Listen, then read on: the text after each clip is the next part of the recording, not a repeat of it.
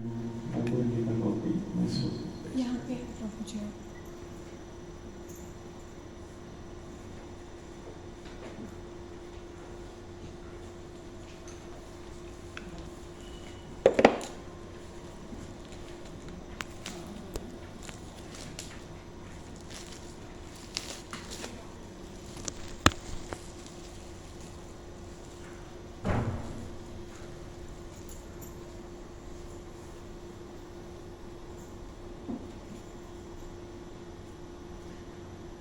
So, all are welcome into this class. आज सभी का इस भगवद गीता क्लास में स्वागत है। भगवद गीता के स्टार्ट होने से पहले हम एक श्लोक पढ़ेंगे हर बार। ये हम अपने गुरु को समर्पित करते श्लोक पढ़ेंगे। इसको मैं पहले रिसाइट करूंगा। भूमिका में इंट्रोडक्शन के टॉप पे एक श्लोक है। गुरु को प्रणाम करते करेंगे, उनके आशीर्वाद से करेंगे। इंट्रोडक्शन के टॉप पे सबको मिला? वन है पेज 1 इंट्रोडक्शन के टॉप पे भूमिका कैसे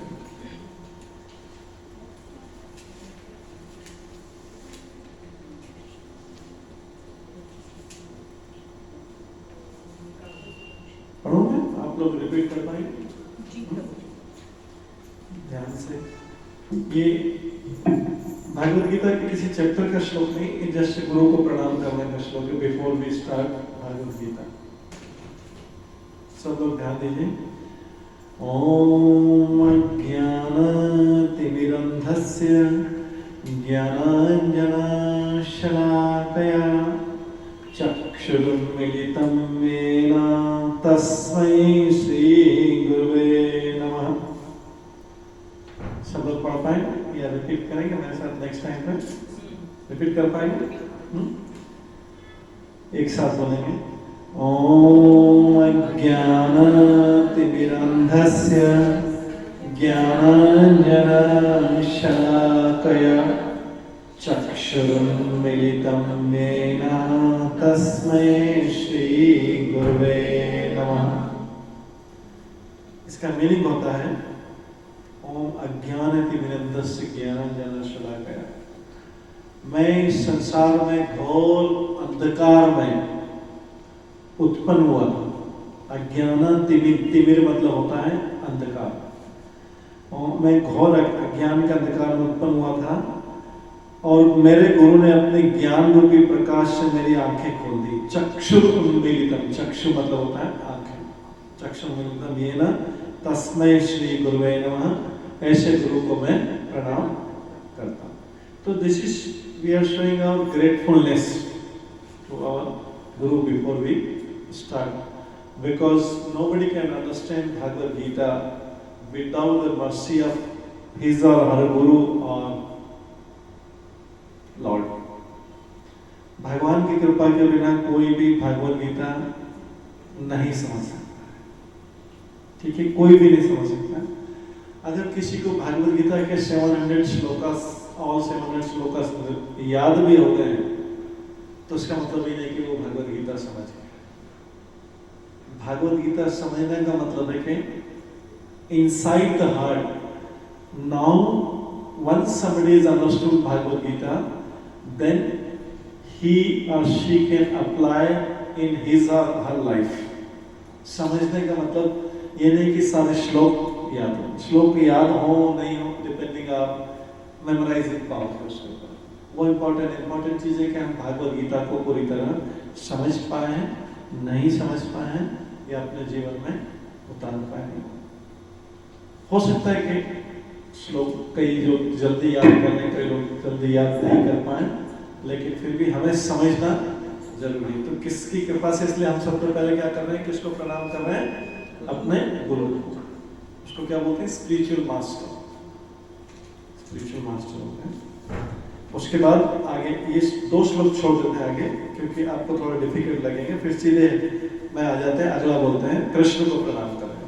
नीचे वाला था तीसरा।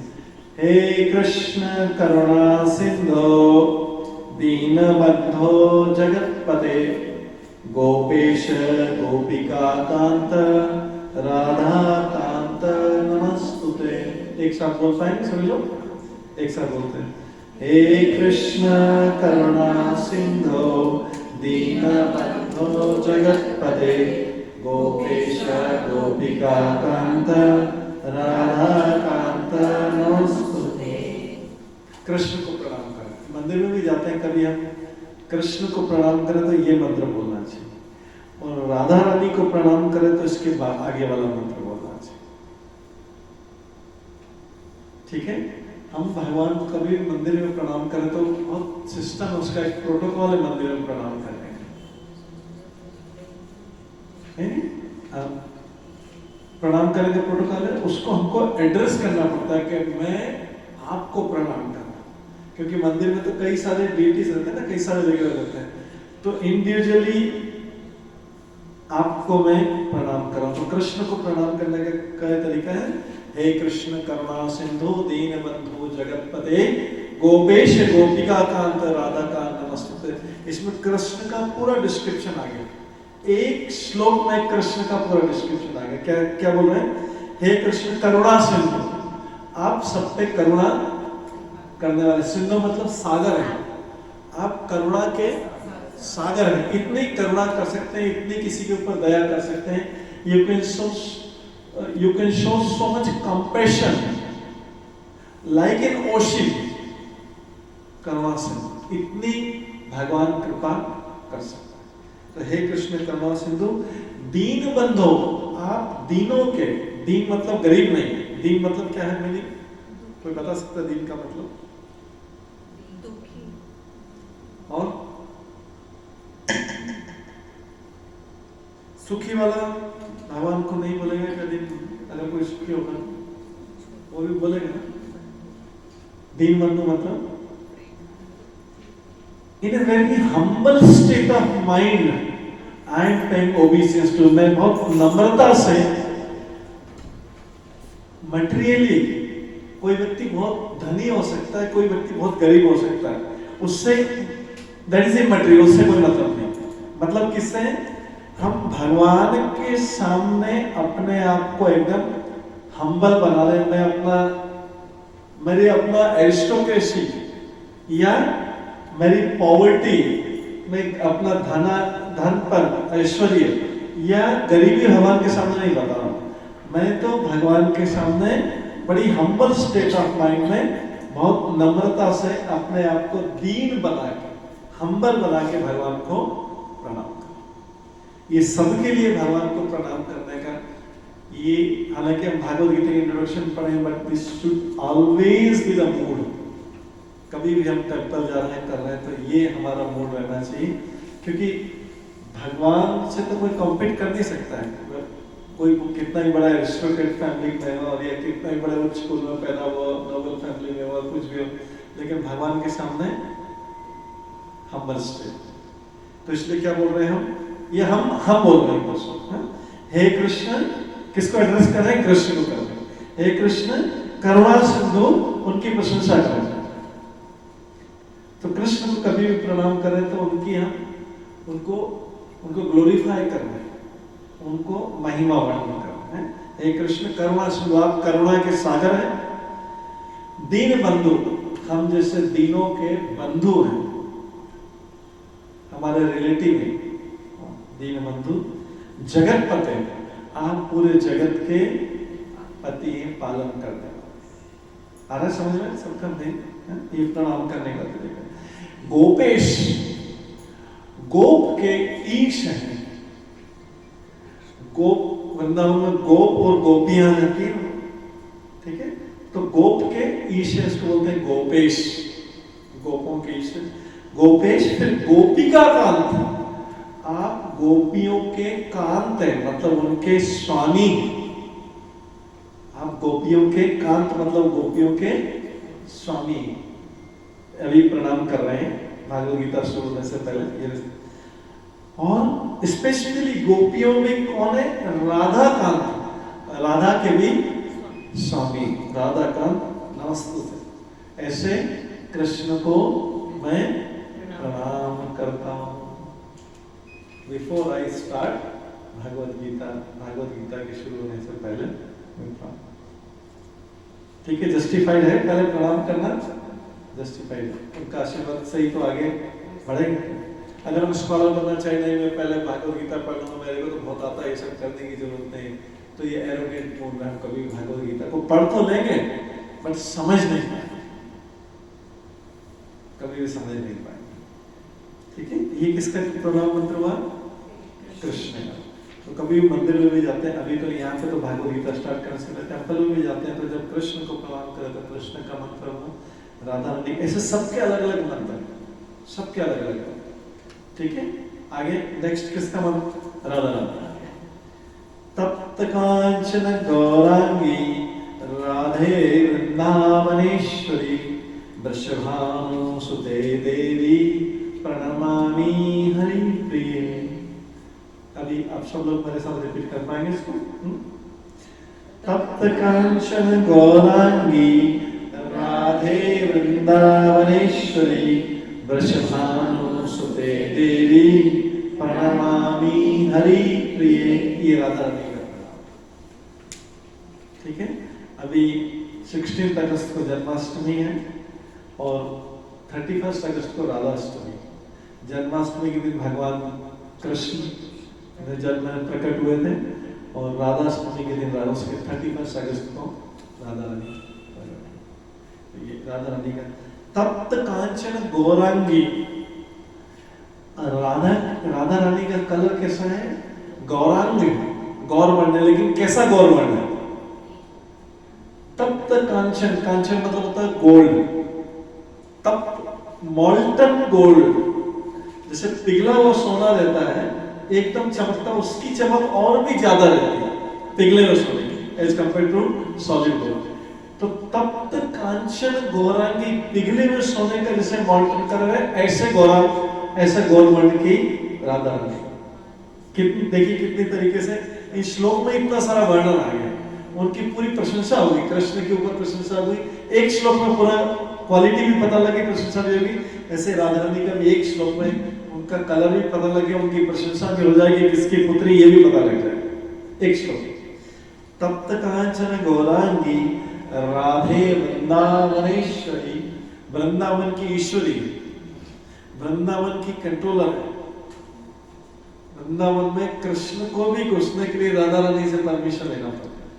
ये कृष्ण का ऐसा नहीं कि कृष्ण मैं राधा रानी में तुलना करें कौन बड़ा है, but because of love of Radha Rani towards Krishna, love of Radha Rani towards Krishna, Krishna के प्रति राधा रानी के प्रेम के कारण वो कृष्ण को अपने वश में कर देती। राधा रानी कृष्ण को अपने प्रेम के वश में कर लेती। हर love is so pure towards Krishna, तो इसलिए वो वृंदावनेश्वरी, वृंदावन की ईश्वरी, वृंदावन की कंट्रोलर, वृंदावन की क्वीन बोला जाता है, क्वीन ऑफ वृंदावन। तो बिना बोला जाता है, आप उसमें वृंदावन जाएंगे तो रिक्शा वाले भी राधे राधे बोलते हैं, मतलब वहां पे वृंदावन में किसी को रहने के लिए राधा रानी की परमिशन चाहिए, उनकी कृपा चाहिए। इसलिए बोला गया है वृंदावनेश्वरी, वृंदावन की ईश्वरी है। कृष्ण तो ईश्वर है, वो ईश्वरी है, वो कंट्रोल। तो ये राधा रानी का वर्णन हुआ। उसके बाद वृषभानु सुते देवी, इनके पिता का नाम है वृषभानु, उनकी सुते मतलब क्या होता है? पुत्री। वृषभानु सुते, सुत मतलब होता है पुत्र, और ये सुते देवी राधा रानी का। वृषभानु सुते देवी प्रणमामि हरि प्रिय, ऐसी राधा रानी को मैं प्रणाम करता हूं जो हरि को प्रिय है। हरि मतलब भगवान को, कृष्ण को प्रिय। ये राधा रानी का प्रणाम है ना, बहुत अच्छा मीनिंगफुल ऐसा नहीं करें हम प्रणाम करें ऐसे कोई मीनिंगलेस, पूरा मीनिंगफुल प्रणाम। ये प्रसन्न करने के लिए अगर आप किसी को आप ऐसा प्रणाम करेंगे तो नेचुरली वो प्रसन्न हो जाएगा, अच्छी तरह मीनिंगफुल तरीके से प्रणाम करें। उसके बाद हम सारे वैष्णव को प्रणाम करते हैं। वैष्णव किसको बोलते हैं? जो भी विष्णु को भगवान के रूप में मानता है, उनकी पूजा करता है, उसको बोलते हैं वैष्णव। उसको क्या बोलते हैं? वैष्णव, जो विष्णु को भगवान के रूप में मानता है। तो उनका प्रणाम मंत्र है, मैं बोलता हूँ, फिर आप लोग रिपीट कर सकते हैं बाद में। वांछा कल्पतरुभ्यश्च कृपा सिन्धुभ्यैव च पतितानां पावनेभ्यो वैष्णवेभ्यो नमो नमः। सब लोग एक साथ बोलेंगे, मैं बोलता हूँ। वांछा कल्पतरुभ्यश्च कृपा सिन्धुभ्यैव च पतितानां पावनेभ्यो वैष्णवेभ्यो नमो नमः। मैं समस्त वैष्णव भक्तों को सादर नमस्कार करता हूँ। वैष्णव भक्त मतलब जो भी भगवद गीता सुन रहे हैं, भगवान कृष्ण या विष्णु को भगवान मानते हैं, कृष्ण या विष्णु एक, उनको कृष्ण विष्णु नारायण इनको भगवान मानते हैं, उनको बोला था वैष्णव। ठीक है, तो मैं ऐसे सारे वैष्णव को प्रणाम करता हूँ, क्योंकि वैष्णव भी सबके ऊपर कृपा कर सकते हैं, भगवान के भक्त भी सबके ऊपर कृपा कर सकते हैं। बोला गया है भागवतम में कि भगवान से ज्यादा भगवान के भक्त कृपालु होते हैं। भगवान से ज्यादा भगवान के शुद्ध भक्त कृपालु होते हैं। कई बार भगवान दया करने में देरी कर सकते हैं, लेकिन भगवान के भक्त जल्दी से कृपा कर देते हैं, उनको जल्दी दया आ जाती है जो भगवान के भक्त हैं। तो इसलिए सभी वैष्णव को, भक्तों को प्रणाम करने के लिए बोला गया। पतितानां पावनेभ्यो वैष्णव। ये कल्पवृक्ष के समान है। कल्पवृक्ष मतलब होता है डिजायर ट्री, सबकी इच्छा पूरी करने वाले हैं, तथा पतित जीवात्माओं के प्रति अत्यंत दयालु। पतित मतलब होता है फॉलन, जो बहुत गिरे हुए। कलयुग में सारे मनुष्य, male female child old age, सारे मनुष्य पतित कलयुग में, मतलब बहुत नीचे गिरे हुए। बहुत, जब हम भगवद गीता पढ़ेंगे आगे हमको पता लगेगा कि हमें कहाँ स्टैंडर्ड होना चाहिए था और हम इस कलयुग में किस स्टैंडर्ड पे हैं, यहाँ से उठने में कितना टाइम लगेगा। तो इसलिए ऐसे वैष्णव लोग जो भगवान के भक्त होते हैं, पतित लोगों को ऊपर उठाने का काम करते, ये उनकी सबसे बड़ी कृपा है।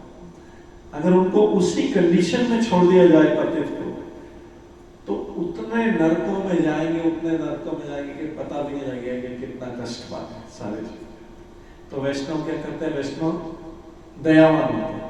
वो सोचते हैं कि अरे सारे लोग नरक में जाएंगे, इनको कुछ ऐसा दिया जाए कि लोग भगवान की भक्ति करने लग जाते हैं, नीचे से लेके ऊपर एक स्टैंडर्ड पे। सब लोग ध्यान दे रहे हैं। उसके बाद हम चैतन्य महाप्रभु और उनके पार्षदों को प्रणाम करते हैं, क्योंकि कलयुग में इन्होंने हमें ये हरे कृष्ण का मंत्र दिया। लास्ट टाइम हमने हरे कृष्ण मंत्र का इंपॉर्टेंस बताया था, तो उनको प्रणाम करते हैं। जय श्री कृष्ण चैतन्य प्रभु नित्यानंद श्री अद्वैत गदाधर श्रीवासादि श्री गौर भक्तवृंद। आप एक साथ मेरे साथ बोलेंगे, जय श्री कृष्ण चैतन्य प्रभु नित्यानंद श्री अद्वैत गदाधर श्रीवासादि गौर भक्तवृंद। उसके बाद सभी लोग मिलते हैं, हरे कृष्णा कृष्णा कृष्णा हरे हरे, हरे राम राम राम हरे हरे। हैंड रेज करने का मतलब हमने बताया last time, I am surrender to you. मैं आपकी शरणागति में, भगवान के सामने हैंड रेज करने का मतलब शरण।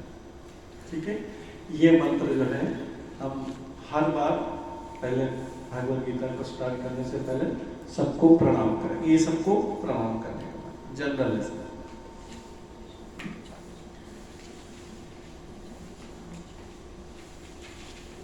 इसके बाद पहले श्लोक से स्टार्ट करें। या कुछ और इंट्रोडक्शन चाहिए सबको? इंट्रोडक्शन कई बार क्या होता है कि 1-1 महीने तक इंट्रोडक्शन चलता है, बट हम सोच रहे हैं कि साथ-साथ में इंट्रोडक्शन भी देते जाएंगे और भागवत गीता का श्लोक भी स्टार्ट करेंगे। Everybody is ready to start Bhagavad Gita? अब हम श्लोक भी करेंगे, उसका ट्रांसलेशन भी करेंगे, अनुवाद भी करेंगे, और उसके बाद उसका परपट मतलब व्याख्या, उसको समझने का पूरा प्रयास करेंगे। सबसे ज्यादा टाइम हमें किस में लगेगा? उसको समझने में लगेगा। श्लोक भी हम पढ़ लेंगे जल्दी से, अनुवाद भी पढ़ लेंगे, संस्कृत से अनुवाद हिंदी में या इंग्लिश में, और लेकिन उसको समझने में हमको सबसे ज्यादा टाइम लगेगा। भागवत गीता को अच्छी तरह समझने के लिए हमको ये व्याख्या या परपट या तात्पर्य, हिंदी में तात्पर्य लिखा है, इंग्लिश में परपट लिखा है, आप देखेंगे श्लोक के नीचे आप देखेंगे। जैसे फर्स्ट श्लोक, चैप्टर 1 फर्स्ट श्लोक में आ जाइए। सब आगे। महाभारत किसने किसने बेसिक नॉलेज है महाभारत का? सबको है, सबको महाभारत का बेसिक। क्योंकि फर्स्ट चैप्टर में, गीता के फर्स्ट चैप्टर में थोड़ा सा महाभारत का बैकग्राउंड रहेगा, और एक्चुअल गीता का उपदेश जो भगवान देना चालू करेंगे मेनली वो चैप्टर 2 से करेंगे। और हमने पिछली बार, याद है किसी को पहला श्लोक कौन सा बताया था अर्जुन का? कौन सा श्लोक था? वो कंक्लूडिंग था। बिगनिंग वाला कौन था? 1.7 वाला जो एक था, फीलिंग हेल्पलेस। 2.7 कौन सा था? 2.7।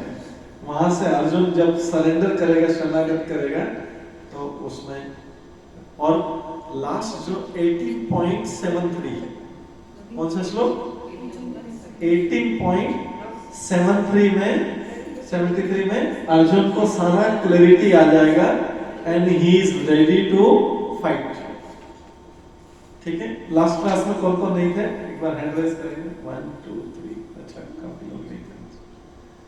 ओके, लास्ट क्लास में हमने इसका बैकग्राउंड समझा। सो अभी खैर ठीक है, वो धीरे धीरे क्लियरिटी आती जाएगी।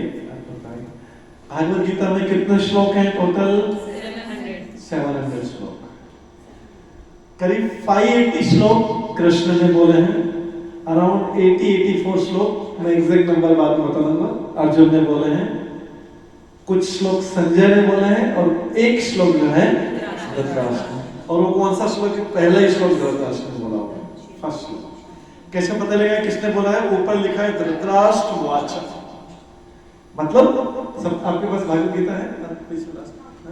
तो धृतराष्ट्र वाचा देखता है फर्स्ट चैप्टर। हाँ, दैट मींस ये श्लोक किसने बोला है? धृतराष्ट्र ने बोला। ऐसे सबके ऊपर लिखा रहेगा, तो हमको कन्वर्सेशन पता लगेगा कौन बोल रहा है, कौन सुन रहा है। ठीक है, तो धृतराष्ट्र वाचा। अब इसको हम बोलने का श्लोक, प्रोनाउंसिएशन, करेक्ट प्रोनाउंसिएशन बहुत इंपॉर्टेंट है, सही उच्चारण बहुत इंपॉर्टेंट है। श्लोक ऐसे जल्दी जल्दी रख लिया, याद हो गया, उसका कोई मीनिंग नहीं। श्लोक को उच्चारण करने का आपको हम तरीका बताएंगे, आप सारे श्लोक इजीली उच्चारण कर सकते हैं, करेक्ट प्रोनाउंसिएशन। ठीक है, तो पहले मैं श्लोक बोलता हूं और फिर आपको उच्चारण करने के लिए बताऊंगा। आप पहले ध्यानपूर्वक सुनेंगे इसको। धृतराष्ट्र वाचा मतलब धृतराष्ट्र बोल रहे हैं, धर्म क्षेत्रे कुरुक्षेत्रे समवेतायुत्सव मामकः पांडवाश्चैव किम अकुर्वत संजय। आपको थोड़ा डिफिकल्ट लगेगा, लेकिन जब मैं आपको बताऊंगा तो आप ये सब उच्चारण कर सकते हैं। ये इस बुक की, इसलिए हमने बुक मंगवाई। इस बुक की सबसे बड़ी खासियत है कि इसमें एक एक शब्द जो है संस्कृत का, जैसे धर्म क्षेत्र, कुरुक्षेत्र, एक एक का नीचे ट्रांसलेशन दिया है। जस्ट उसके नीचे, श्लोक के नीचे आप देखेंगे एक एक वर्ड का ट्रांसलेशन दिया है। ठीक है, सबको दिखा? सबने देखा? हिंदी इंग्लिश दोनों में। अब आपको क्या करना है, आपको आपको संस्कृत में पढ़ने में थोड़ा डिफिकल्टी हो सकता है, ठीक है, लेकिन आप नीचे वाले वर्ड जो है धृतराष्ट्र वाचा को छोड़ दीजिए, वो तो धृतराष्ट्र ने बोला उसको छोड़ दीजिए। नीचे वाले वर्ड्स को इस भगवत गीता में दो टाइप के श्लोक आएंगे। एक तो ये 2 लाइन वाले हैं, ये श्लोक कौन सा है 2 लाइन वाला है, ठीक है 2 लाइन वाला, और कुछ आएंगे 4 लाइन वाले भी आएंगे, उसका ट्यूनिंग अलग रहेगा, 2 लाइन वाले का ट्यूनिंग अलग रहेगा, सिंगिंग का ट्यूनिंग अलग रहेगा। तो 2 लाइन वाले का जो मैं गा रहा हूं वैसा है। धर्म क्षेत्रे कुरुक्षेत्रे समवेतायुत्सवः मामका पांडवाश्चैव किम कुर्वत संजय। अब आपको इसको संस्कृत में प्रोनाउंस करने में डिफिकल्टी आएगी, हिंदी में लो इंग्लिश में लो। आपको क्या करना है, नीचे जो वर्ड्स हैं वो डार्क में जो बोल्ड लेटर है उसको बस जोड़ दो। तो पहले वाले में क्या पढ़ेंगे आप, धर्म क्षेत्रे कुरुक्षेत्रे, इन दोनों को जोड़ देना नीचे वाले को, ठीक है, इससे आपका संस्कृत प्रोनाउंसिएशन भी इजी होगा, क्योंकि मैं आगे बताता हूँ कैसे होगा। देखिए धर्म क्षेत्रे कुरुक्षेत्रे समवेतायुत्सवः मामका पांडवाश्चैव। अब आप देखेंगे कि संस्कृत में ऊपर पांडवाश्चैव है, लेकिन नीचे ऐड करेंगे आप पांडवाश्चैव, तो कोई फर्क नहीं पड़ता, आपका प्रोनाउंसिएशन सही होना चाहिए, क्योंकि संस्कृत में ऐड करते हैं तो बीच में श लग जाता है। आप तो पांडवाश्चैव, आप क्या पढ़ेंगे पांडवाश्चैव, ठीक, नीचे वाले को जोड़ते जाएंगे, तो इससे आपको इजी हो जाएगा। समझ में आ रहा है, तो संस्कृत में पढ़ने के नीचे पांडवाश्चैव किम अकुर्वत संजय। अब देखिए संस्कृत में जो है कि ऊपर श्लोक में किम कुर्वत है, ऊपर संस्कृत में पढ़ेंगे तो किम कुर्वत है, जबकि नीचे अकुर्वत है। तो क्योंकि संस्कृत में जब 2 वर्ड्स को ऐड करते हैं तो अ चला जाएगा, अ ज्वाइन हो जाता है, लेकिन आप अगर किम कुर्वत संजय पढ़ेंगे तो उसका मीनिंग अलग है, अकुर्वत पढ़ेंगे तो मीनिंग अलग है। वास्तव में वो कौन सा वर्ड है, अकुर्वत, लेकिन संस्कृत जिनके एक्सपर्ट हो गए हैं जो संस्कृत में, वो दोनों को ज्वाइन करते हैं तो अ साइलेंस हो जाता है। आ रहा नीचे समझ में आया, ये चीज समझ में आई नहीं, तो यहीं पे स्टॉप करेंगे इसको पहले से। अकुर्वत वर्ड है ना नीचे जो ब्रेकअप में जो आपके मीनिंग में देखना है क्या लिखा है, अकुर्वत। तो आपको करेक्ट प्रोनाउंसिएशन करना है, आपको भी संस्कृत का विद्वान नहीं बनना है, क्या करना है, करेक्ट प्रोनाउंसिएशन होना चाहिए, मीनिंग सही निकल से। आप क्या बोलेंगे, किम अकुर्वत संजय। जो एक्सपर्ट वो समझ जाएंगे किम कुर्वत मतलब इसमें अ छुपा हुआ है, लेकिन आपको सब संस्कृत के विद्वान बनने की जरूरत है। आपको तो क्या सिंपल वर्ड्स को ऐड कर करके बोलता जाना, समझ गए। इसको पढ़ के आप में से कोई करेज कर सकता है श्लोक को पढ़ने का, मतलब ऐसी को ऐड करके करना है, और इसमें है, और इसमें कहाँ पे स्टॉप करना है ये आपको पता होना चाहिए। बस जैसे 2 वर्ड्स के बाद स्टॉप करें, धर्म क्षेत्रे कुरुक्षेत्रे समवेतायुत्सवः मामकाः पांडवाश्चैव किम अकुर्वत संजय। 2 वर्ड्स बाद इसमें स्टॉप करना। अब एक और चीज का ध्यान रखना है, युयुत्सवः उसके बाद 2 डॉट लगे हुए हैं, युयुत्सवः के बाद 2 डॉट लगे हुए हैं, उसको ह उच्चारण करना, हाफ ह, क्या उच्चारण करना, जहां पे भी 2 डॉट लगे हुए हैं हाफ ह, ऐसे मामका हाफ, ठीक है। इस ऐसे बस 1-2 बार आप सीख गए तो आगे के श्लोक आप धीरे धीरे पढ़ना सीख जाएंगे। शुरू में आपको लग सकता है डिफिकल्ट, क्योंकि संस्कृत पढ़ना डिफिकल्ट है, लेकिन आप जो नीचे ब्रेक कर करके हैं उससे पढ़ना, और मीनिंग भी अच्छी तरह से आ जाएगा आपको, और पढ़ना भी करेक्ट पढ़ना ज्यादा इंपॉर्टेंट है, बजाय कि फ्लुएंसी की बजाय correct pronunciation is more important. आप में से कौन कर सकता है, करेक्टली पढ़ सकता है, चलिए कोई धर्म क्षेत्र कुरुक्षेत्र समवेतायुत्सवः मामका पांडवाश्चैव किम कुर्वत Sanjaya. Very good, thank you. और भी आप सेम थिंग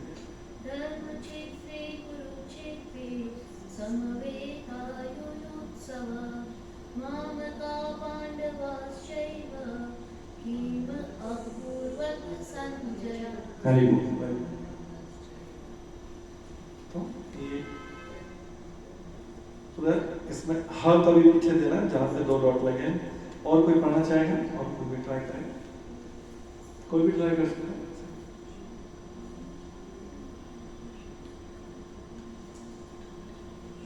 एनीबॉडी? या सीक्वेंस से सभी से ट्राई करवा लेते हैं। हाँ धर्मक्षेत्रे कुरुक्षेत्रे समवेतायुयुत्सव मामका पांडवश्चैव किमकुर्वत् संजय। हरी बोल, हरी बोल। और कोई आता है? हाँ। धर्मक्षेत्र कुरुक्षेत्र संवेदायुत्सव मामकाः पांडवाः चैव किं कुर्वत् संजय। किम अकुर्वत् संजय। Very good. और कोई ट्राई चाहेगा? किसी से आप करें? धर्मक्षेत्रे कुरुक्षेत्रे संवेदायुयुत्सव मामका पांडवाश्चैव किं कुर्वत् संजय। Very good. तो सभी लोग प्रोनाउंसिएशन ऑलमोस्ट सीख रहे हैं धीरे धीरे और करेक्टनेस में। तो ऐसे सारे श्लोक हम पढ़ेंगे। संस्कृत में हमें ये तो फिर भी इजी श्लोक है। संस्कृत में कई बार इतने डिफिकल्ट वर्ड्स आएंगे कि उसको तो नीचे से ऐड करना है, क्योंकि उसका ब्रेकअप नीचे, उन ब्रेकअप को बस ऐड कर करके आप बोलते जाए, आपका प्रोनाउंसिएशन एकदम सही है। ठीक है? तो यहाँ पर जो है फर्स्ट श्लोक में महाभारत का बैकग्राउंड दिया हुआ है। महाभारत का बैकग्राउंड है कि किन परिस्थितियों में, under what circumstances this battle was fought, किन परिस्थितियों में ये युद्ध हुआ। आप में से कोई परिस्थितियां बता सकता है कि किन परिस्थितियों में युद्ध हुआ था? एक एक रीजन कोई भी बता सकता है, एक एक कारण। अगर आपने महाभारत, इसका भी गीता से ज्यादा रिलेशनशिप नहीं, इसका महाभारत से ज्यादा, क्योंकि ये तो बैकग्राउंड है। उसके बाद भगवान उपदेश देना चालू करेंगे। पहले ये महाभारत का बैकग्राउंड। तो कोई हाँ, किसने हैंड रेज किया था? या One of the reason प्रभु जी उसका चीरहरण जो हुआ था, द्रौपदी का चीरहरण। द्रौपदी का चीरहरण था one of the reasons. Okay, good. Multiple reasons थे।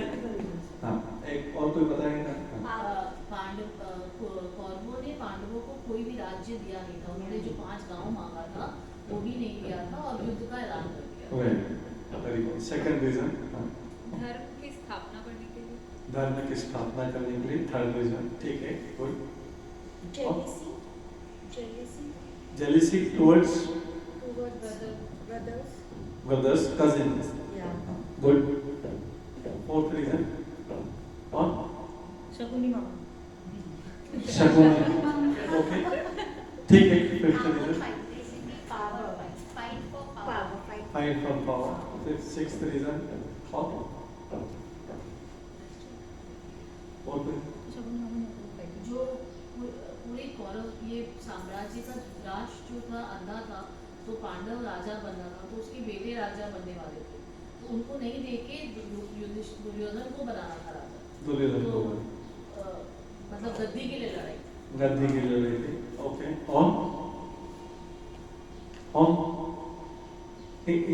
इसमें थोड़ा सा और भी आगे बढ़ेंगे तो एक और मोस्ट इंपॉर्टेंट रीजन मिलेगा कि महाभारत का युद्ध क्यों हुआ।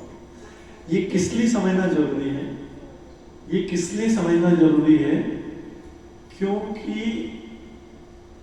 हमारे जीवन में भी इसी प्रकार का संघर्ष हो रहा है। हम भागवत गीता पूरा पढ़ेंगे तो हम भागवत गीता को तो समझने के लिए पढ़ रहे हैं,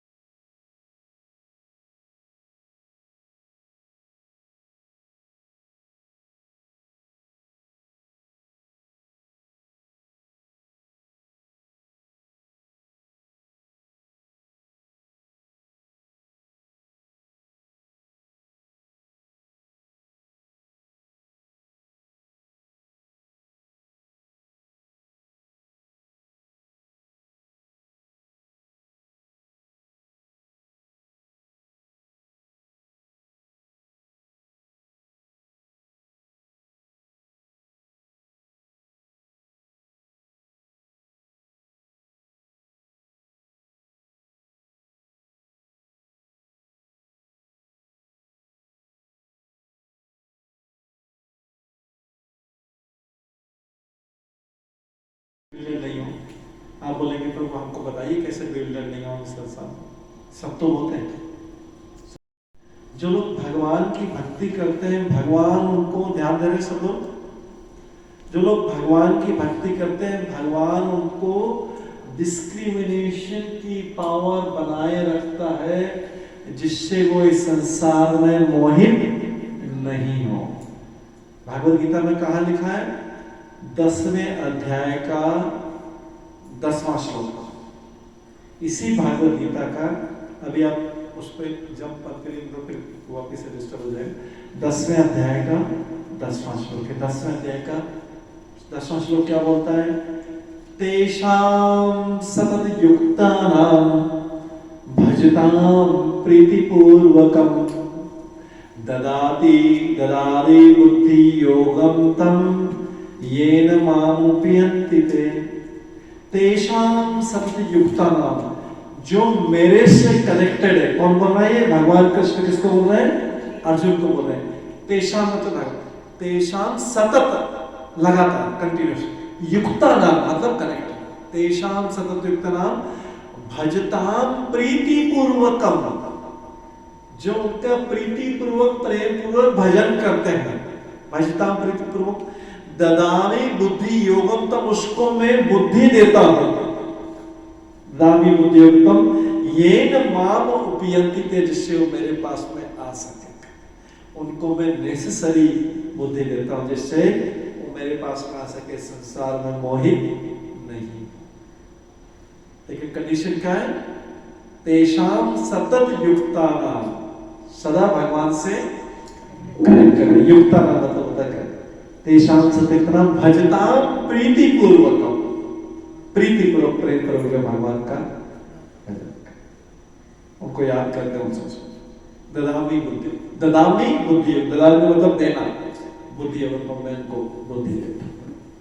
तो आप बोलेंगे संसार में जो बुद्धि हुई, ये बुद्धि जो है मटेरियल इंटेलिजेंस, ये भौतिक बुद्धि। इस बुद्धि से कभी भी भगवान के धाम, भगवान की भक्ति और ये सब नहीं कर सकती। तो बुद्धि जो है पशु जैसी बुद्धि है। ये बुद्धि जो है पशु जैसी बुद्धि। आज जब प्रेजेंटेशन भी लाए थे तो वो टाइम नहीं मिलेगा। दूसरा पशु जैसी बुद्धि के पशु की 4 प्रवृत्ति पता है? स्लीपिंग, ईटिंग, मैटिंग मतलब बच्चे पैदा करना, मैटिंग मतलब मेल फीमेल मैटिंग, और डिफेंडिंग, और अपने सुरक्षा के लिए कहीं पे छूट जाता है। ठीक है, ये पशु करता है।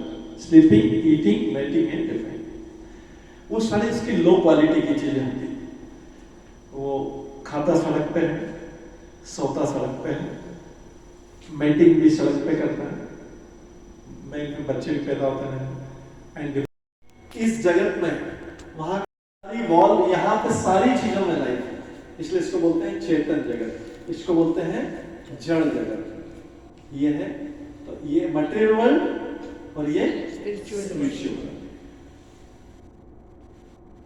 ये एक ब्रह्मांड है जो हमने लास्ट टाइम डिस्कस किया, वन यूनिवर्स। तो भगवान का धाम यहां से शुरू होता है, ब्रह्म ज्योति के ऊपर से, आध्यात्मिक जगत। इसको बोलते हैं वैकुंठ धाम, और इसके बाद ऊपर जो है वैकुंठ धाम भी लिखा है, वैकुंठ लोक। इसके बाद जो ऊपर इसमें अलग अलग धाम है, अयोध्या धाम, मथुरा धाम, द्वारका धाम, मथुरा धाम और गोलोक। हाईएस्ट जो धाम है यहाँ पे, सबको अगर भगवान के पास जाना है तो उसका प्रयास करना चाहिए कि हम ये हाईएस्ट लोग के जानते हैं, राधा और कृष्ण का निवास स्थान है। ये राधा और कृष्ण, यहाँ पे भगवान नारायण के रूप में, ये देख रहे हैं लक्ष्मी नारायण, यहाँ पे भगवान नारायण के रूप में, यहाँ पे भगवान स्वयं राधा और कृष्ण। राधा रानी कौन है? कृष्ण की शक्ति, कृष्ण की शक्ति। कई लोग बोलते हैं विवाह हुआ नहीं हुआ, ये उससे मतलब वो शक्ति है, शक्ति पर्सनिफाइड। भगवान ने अपनी शक्ति को अपने से अलग किया तो उसका नाम हुआ राधा। वो पर्सन बनी, जब उनकी शक्ति पर्सन का रूप लेती तो वो कौन है? राधा। किससे शरीर से उत्पन्न हुई? भगवान के शरीर से ही उत्पन्न शक्ति है वो, कृष्ण के शरीर से उत्पन्न है वो राधा। तो अब किसी को ये बात का क्वेश्चन नहीं मन में आना चाहिए कि वो विवाह हुआ या नहीं हुआ, वो गोपी थी, प्रेम करते थे, डांस किया है, कि वो भगवान के शरीर से निकली एक शक्ति है जो पर्सोनिफाइड रूप में राधा रानी। ऐसे नारायण की शक्ति को क्या बोलते हैं? लक्ष्मी। राम की शक्ति को क्या बोलते हैं? सीता। तो इनका भौतिक जगत में जो विवाह होता है ये हमको लीला करने के लिए होता है। कई बार लोगों के मन में प्रश्न होता है, वो रामचंद्र जी ने सीता को जंगल में क्यों भिजवा दिया था? वो कितना दया, लोगों की आंखों में आंसू आ जाते हैं, सब कुछ होता है ना, पूरा दर्शनते करते हैं, क्योंकि हमें ओरिजिनलिटी नहीं पता है कि इस संसार में आके वे वैसी लीला करते हैं। ओरिजिनली सीता कभी राम से सेपरेट हो ही नहीं सकती है। जब उनकी लीला समाप्त होती है, सीता पहले चली जाती, भगवान और रामचंद्र जी बाद में आते हैं, लेकिन इंटरनली वो यहाँ पे अयोध्या धाम में निवास करते हैं। ये जैसे वैकुंठ लोक के ऊपर ये सारे स्पिरिचुअल जगत है, ये सारी अयोध्या धाम है। आध्यात्मिक जगत इसको बोलते हैं सच्चिदानंद धाम, यहाँ पे लिखा भी हुआ है सच्चिदानंद धाम। सच्चिदानंद का मतलब है कि ये धाम कभी भी नष्ट नहीं होता है। सच्चिदानंद का मतलब है ये धाम कभी भी नष्ट नहीं। ये पूरा जगत भी नष्ट हो जाता है प्रलय के समय में। ये पूरा जब पूरा प्रलय होता है, पूरा के पूरा ये नष्ट होता है। ये पूरा ये एक भौतिक जगत का एक हिस्सा जिसमें हम रह रहे हैं, और ऐसे बबल के समान कई है। देखिए कितने भगवान के शरीर से कितने अनंत निकल रहे हैं, कोई काउंटिंग नहीं। तो ऐसे यूनिवर्स जो हमारे जैसे यूनिवर्स, ऐसे इन्यूमरेबल काउंटलेस यूनिवर्स के संसार में ऐसी करोड़ों पृथ्वियां हैं, जैसे करोड़ों पृथ्वी, सब प्रलय के समय सब नष्ट हो जाता है और फिर से बनता है। बंदा इसको बनाने की जिम्मेदारी ब्रह्मा जी को दी। लेकिन किनके शरीर से निकलता है ये कृष्ण की अवतार है विष्णु। ये विष्णु यहाँ पे लेटे हुए कारण सागर में लेटे। हमने 3 प्रकार के विष्णु बताए थे उसे, किसी का नाम याद है? कर्मदक्षा विष्णु, क्षीरदक्षा विष्णु और गर्भदक्षा विष्णु। Very good. ये कर्मदक्षा विष्णु और ये है क्षीरदक्षा विष्णु, ब्रह्मांड के अंदर जो सबके हृदय में परमात्मा के रूप में बैठे हुए। और ये नीचे जो लेटे हुए दिख रहे हैं, ये अनंत शेष पे, ये गर्भदक्षा विष्णु। इनकी नाभि से, इनके नेवल से कमल निकलता है। ये कमल निकलता है, कमल की ये, और इस पर ब्रह्मा जी निवास करते हैं। ब्रह्मा जी इस शरीर, इस जगत की सृष्टि क्रिएटर। तो जगत, आपसे कोई पूछा जाए कि जगत की सृष्टि कौन करता है? ब्रह्मा जी। ब्रह्मा जी करता है। कृष्ण जी। तो प्राइमरी क्रिएटर भगवान विष्णु कृष्ण, जो कृष्ण से ही निकले हुए, और सेकेंडरी क्रिएटर ब्रह्मा जी जो है ब्रह्मा जी। कैसा? जैसे किचन में कुक खाना बनाता है, लेकिन कुक को रॉ मटेरियल अगर सप्लाई नहीं किया जाएगा, फ्लावर और पल्सेस एंड स्पाइसेस और दूसरे सारा मसाला और ये सब घी तेल नहीं दिया जाएगा, तो कुक कैसे बनाएगा? कुक बना पाएगा? नहीं बना पाएगा। तो रॉ मटेरियल देने वाला कौन है? जो ऑनर, घर का मालिक रहता है, वो देता है। उसके बाद कुक क्या है? उसको लेके फिर आटा गूंथता है, वेजिटेबल पकाता है, वो करता है कुक। तो कुक है सेकेंडरी क्रिएटर। प्राइमरी कौन है? सप्लाई कौन कर रहा है मटेरियल, खाना?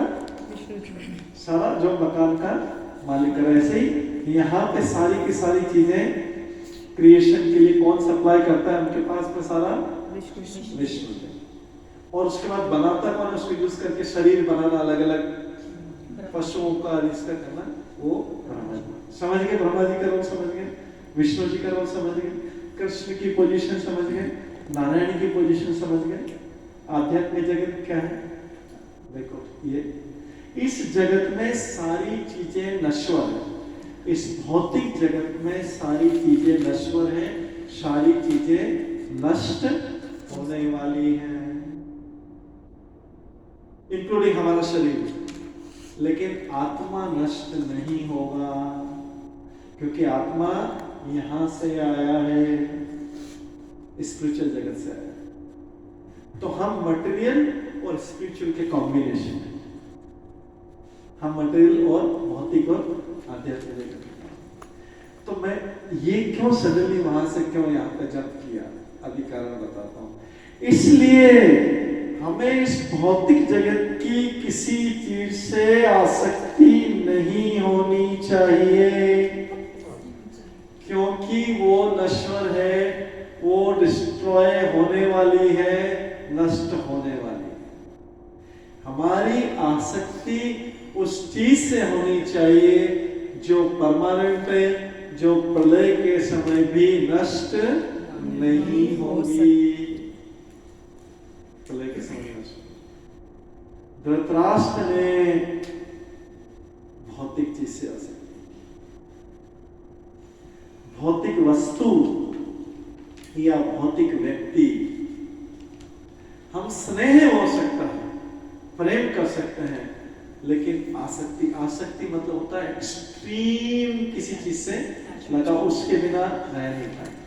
अगर हमारी किसी इस भौतिक जगत में एक्सट्रीम लगाव हो जाए और बाद में वो चीज नष्ट हो जाएगी, तो हमें बहुत दुख होगा, बहुत ज्यादा अंदर आसक्ति है किसी से भी, व्यक्ति से या वस्तु से, तो हमारे दुख का कारण, शॉक लग सकता है, कई लोग डिप्रेशन में चले जाते। लेकिन ये ज्ञान होना चाहिए, भगवद गीता आगे आएगा कि इस संसार की हर वस्तु या व्यक्ति नष्ट होने वाला है।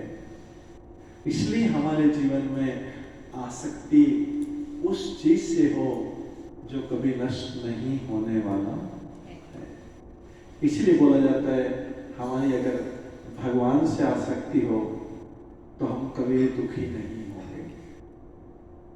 हमारी अगर भगवान से आसक्ति हो तो हम कभी भी दुखी नहीं होंगे, क्योंकि भगवान सारे समय हमारे हृदय में परमात्मा के रूप में और बाकी अपने धाम में राधा कृष्ण के रूप में, नारायण के रूप में, अलग अलग रूपों में, अलग अलग अवतार में है, और भगवान इस जगत में भी कण कण के रूप में। इसलिए भगवान से आसक्ति कर सकते, कोई भी आध्यात्मिक जगत चीज से आसक्ति कर सकते, लेकिन भौतिक चीज नष्ट होगी, वो आसक्ति हमारे दुख का कारण बनती। इस संसार की सारी आसक्तियां हैं, सारे अटैचमेंट्स दुख का कारण बनते हैं।